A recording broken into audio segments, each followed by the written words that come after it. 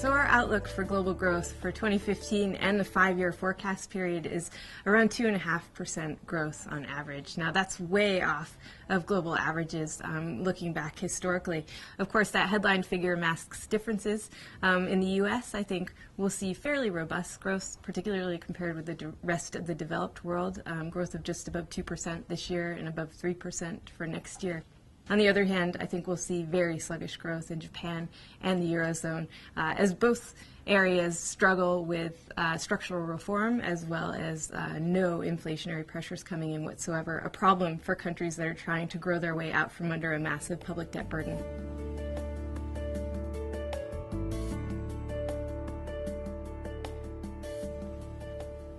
One of the key risks in the year ahead is geostrategic. We've got the skirmishes between Russia and Ukraine. We've got the Islamic State, which could spill over well beyond where it has already spilled over in the region. And we also have tensions between China and Japan in the South and East China Sea. And any one of those could kick off and significantly affect the global economy. I think another key risk in 2015, and in fact over our 5-year forecast period, is just an oversupply of everything. There's an oversupply of labor. The system is just sloshing with excess liquidity as central banks have intervened to try to prop up their economies. And as a result, I don't think we'll see inflationary pressures come in or wage pressures come in. And that will be a problem as we try to figure out how to find some kind of demand.